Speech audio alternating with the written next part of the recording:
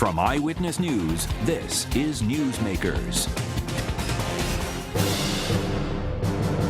All week, members of public sector labor unions have been voting to approve or reject a proposed settlement in the long-running pension reform dispute. Information on the deal has been scant because Superior Court Associate Justice Sarah Taft Carter has placed a gag order on all parties involved in the case. As a result, union members have been reaching out to reporters for details on the deal before their vote, and taxpayers are in the dark about what the proposed changes could cost the state. This week on Newsmakers, we discuss the controversial handling of the pension reform case with our guests, former state Supreme Court Justice Robert Flanders and Executive Director of Common Cause Rhode Island, John Marion. Welcome to Newsmakers. I'm Tim White. Joining me on the panel is WPRI.com reporter Ted Nesi. Gentlemen, thank you very much for joining us on the program. It's good to have both of you back on the show. Justice Flanders, we're going to start with you, and I want to note that you're a law partner over at Hinckley Allen, correct? I am. Is representing some of the cities and towns in this case, so you can't comment specifically on this gag order in the pension settlement. But as a judge, a justice, generally speaking, what are you weighing when you issue a gag order? How serious a decision is that? It's an incredibly serious decision because it's a form of prior restraint, which is most disfavored in the law of free speech because it prevents in advance people from talking about a subject of public interest. And for example, gag orders on the press now are virtually unheard of after the Nebraska press decision some years ago. And now more and more you see gag orders being imposed on the parties and lawyers. And these are, as expected, the most likely source of accurate information about what's going on. So it has First Amendment implications. And that's why I think that gag orders are subject to the strictest scrutiny in the law. They're presumptively unconstitutional because instead of looking at the back end and punishing people for example, speaking against in a way that would jeopardize a fair trial, which is obviously the objective here. They act to prevent the speech from even getting out there in the first place, and that was the whole purpose for having a First Amendment, which is to have people have free speech subject to punishments if they go too far. Go ahead. Can a judge... Are there any restrictions on a judge's ability to issue gag orders? Obviously, if it gets challenged, there could be a restriction eventually. But in terms of putting one out, are there any rules, or is it at the discretion of any judge? Well, it's ultimately at the discretion, but the judge should first explore, are there any other alternatives?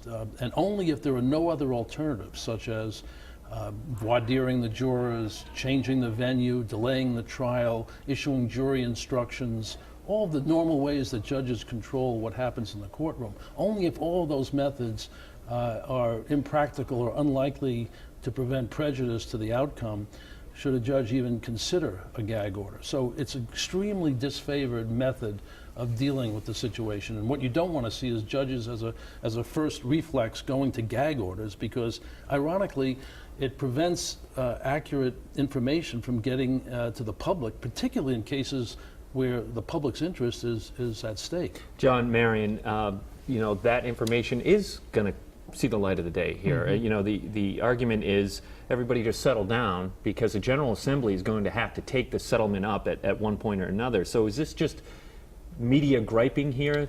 No, I don't think so, because ultimately the result of this case is likely going to be a change in public policy that goes through the legislature. That's what makes, I think, this gag order even odder or more unique than some of the ones that have been adjudicated elsewhere, because there's a gag order not only on the lawyers, but on the people they're sharing the information with, which includes our legislative leaders who are elected to represent the citizens of Rhode Island.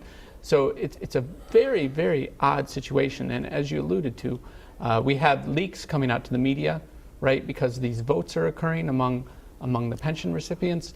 And so thousands and thousands of people are being told what's in this settlement, but the public, which ultimately is going to have to pay a portion of the settlement, is not being informed. Do you see a separation of powers issue here? We have the judicial branch issuing a gag order on the executive branch, and as you just pointed out, it's impacting the legislative branch in their decision making as elected leaders for the people. Is there a separation of powers issue on the gag order? You know, when we talk about separation of powers, you know, yes, there is in a way, but I think that the greater separation of powers issue is the case itself, where the settlement is likely going to need some change in the statute that was amended back in 2011.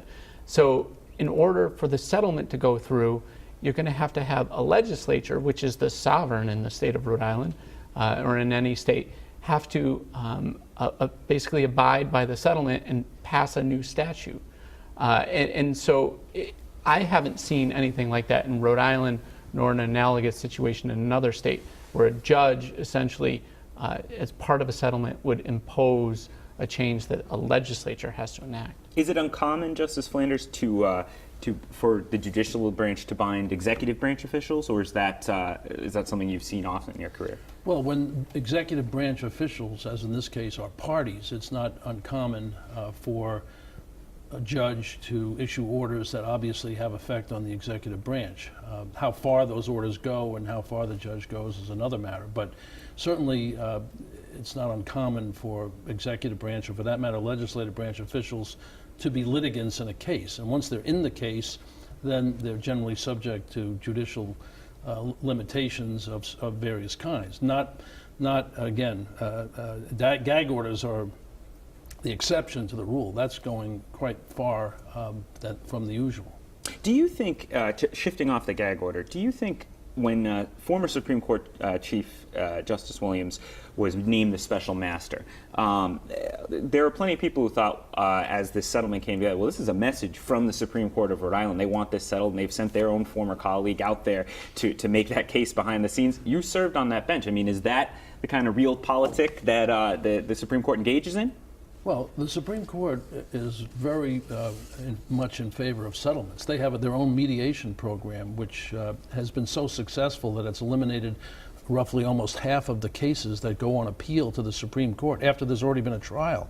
So I think the Supreme Court believes that settlements are very much in the public interest, and they do everything they can to foster them, even at the appellate level.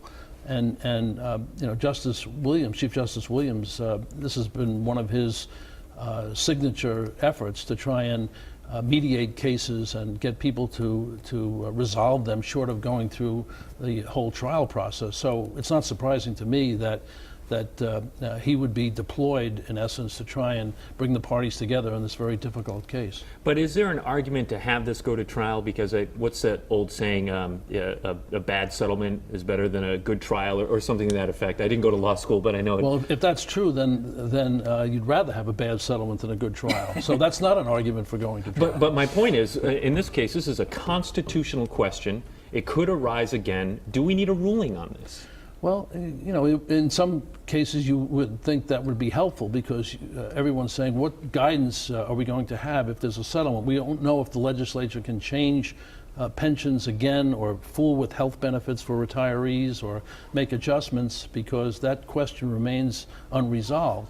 On the other hand, the uncertainty of it all tends to promote agreements. And if you believe that agreements are better than forcing one side or the other to comply, that could be a very good lever, not only for this situation, but going forward. John Marion from Common Cause, Rhode Island. So if the settlement is passed, and I want to point out we're taping this program on a Friday morning, most of you are watching it on a Sunday, so a lot can happen by then. But if this settlement is passed, it then goes into the hands of the legislature. Talk about the process of how that will happen. And I know, again, we're in the dark. We've been talking for 10 minutes about a gag order. Is it your understanding that this has to be voted on by April 20th, which is when this was slated to go to trial? Yeah, I don't know, because because of a gag order. Yeah, because of the gag order. It would be extraordinary if something had to happen by April 20th, right? Yeah. Less than a month away. The legislature does not move that fast, right? Back in 2011, when they had the special session for the original pension bill, it lasted weeks and weeks, and there were hundreds of hours of hearings.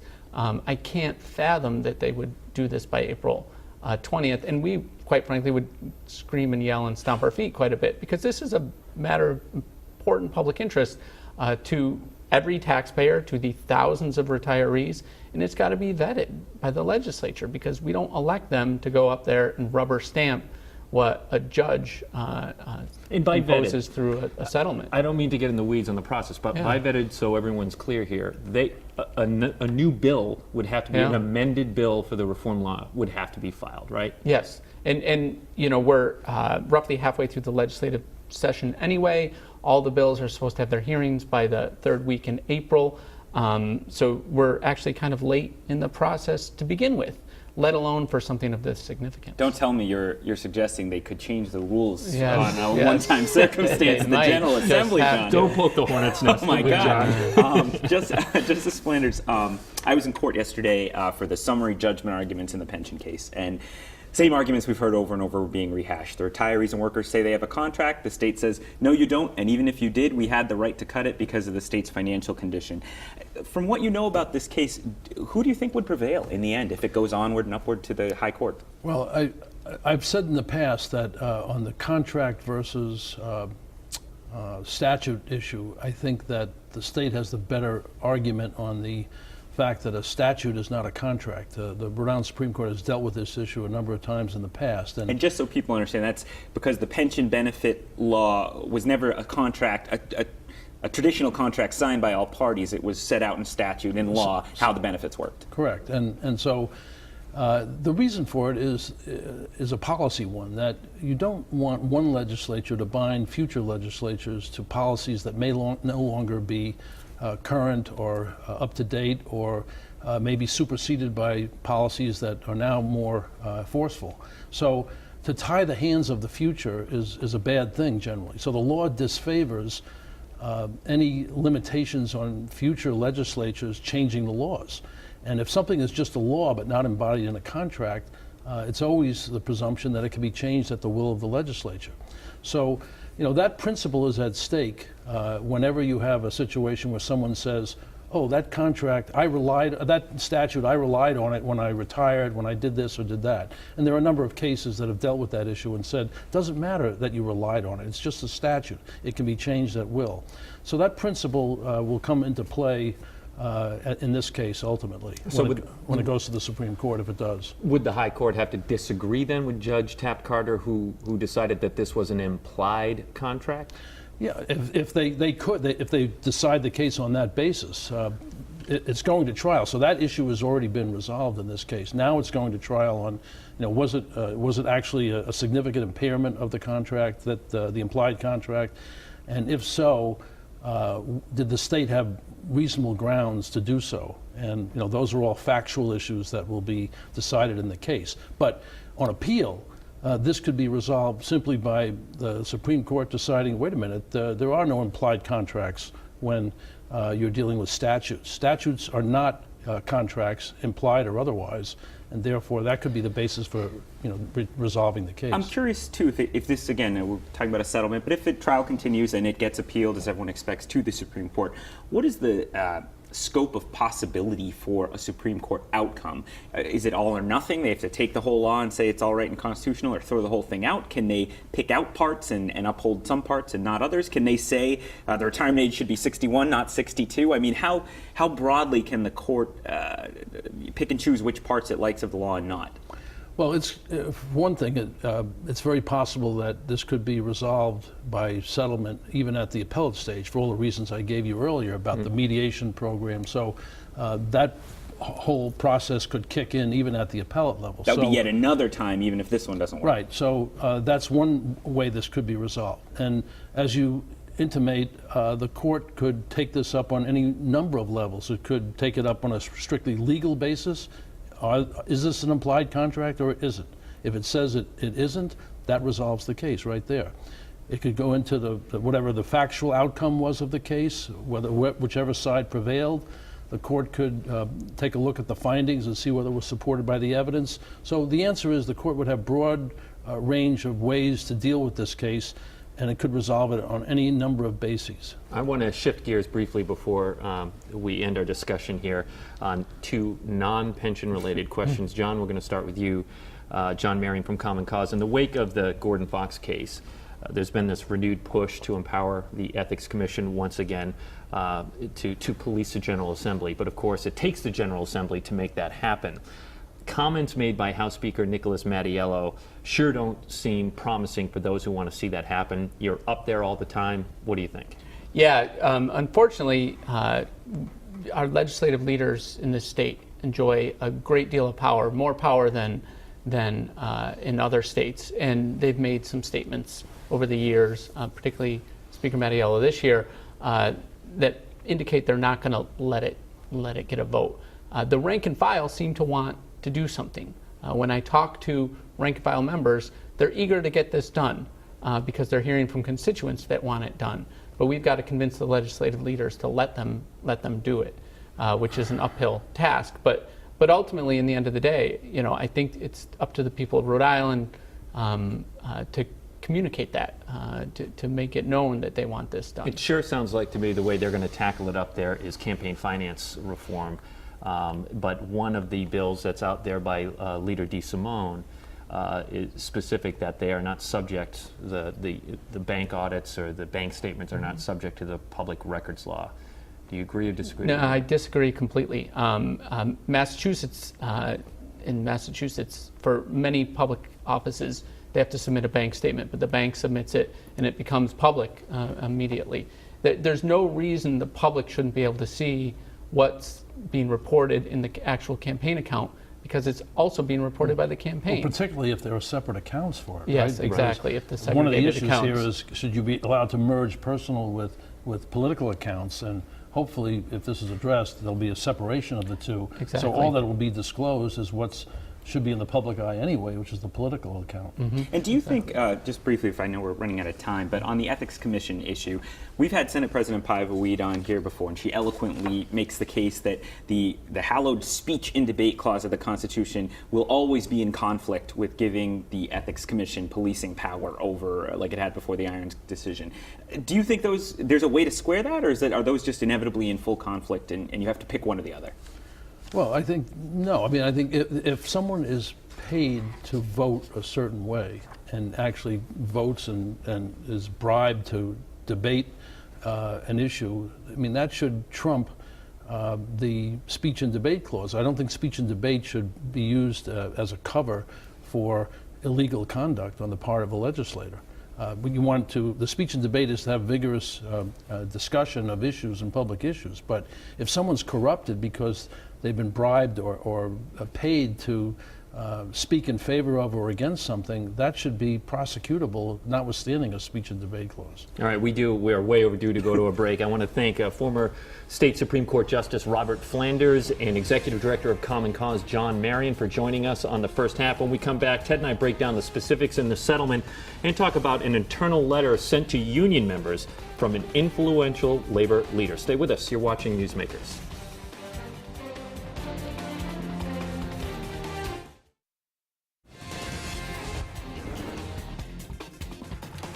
Welcome back to Newsmakers. I'm Tim White. I'm joined from WPRI.com, Ted Nesi, who's been reporting extensively on the pension settlement and gag order be damned. He got his hands on an internal letter written by NEARI Executive Director Robert Walsh to his members about the settlement. And I want to pull a quote from that letter that you reported on, Ted. He wrote, "While it would certainly be politically easier to let a judge, jury, or the Supreme Court to take the blame for a worse outcome, it would be negligent not to recommend settlement based on everything that I have learned." Ted, what has he learned about the settlement where he's telling his members to vote for the settlement? Yeah, this letter was interesting, and I think you can tell union leadership is worried that their rank and file is not with them on this settlement. Bob Walsh, like everyone else involved, is gagged by the gag order, but he made his case in this letter. Went out an email. They have like 10,000 people probably on this email list at the NEA, and he told them that things are getting worse for their case, for the union side. He said several things have happened, one good, many not so good. And you were talking in the first half about the implied contract decision, which is good for them. That says they have a contract right to the pension, that Taft-Carter said that. But, he said, the decisions that have gone against them are her decision to allow a jury trial. He said there are a lot of legal experts who think a jury won't be that sympathetic to union members trying to keep their benefits in a time where there's a question whether or not they would let people who hold a pension or unions be on the jury itself. Absolutely. So you might have an entirely and that might be a fight in court if we get there, that, right, whether a jury of your peers includes pensioners, or should or not. And then he said the good, the bad, and the ugly. And the ugly, he said, in his analysis, is Taft Carter's decision just a week ago that the union side, the union and retiree side, has the burden of proof to prove beyond a reasonable doubt that the state could have found more reasonable ways to change pensions. So does that mean the unions would then have to come up with alternatives to what they propose for the pension reform law? They'd have to do the numbers and propose that in court? Exactly. So what he's saying is, you get through, it's a multi-phased process on this case. Is there a contract or not? You get a decision on that. Is that contract impaired? You get a decision on that. Did the state have a reasonable reason to do that? And you have a fight over that. Lots going on in each piece of that. Right. He's saying when you get to that last part, the union side was going to have to argue primarily that the state should have either re-amortized the pension shortfall, which means stretch out how long the taxpayers would pay it off, or raise taxes.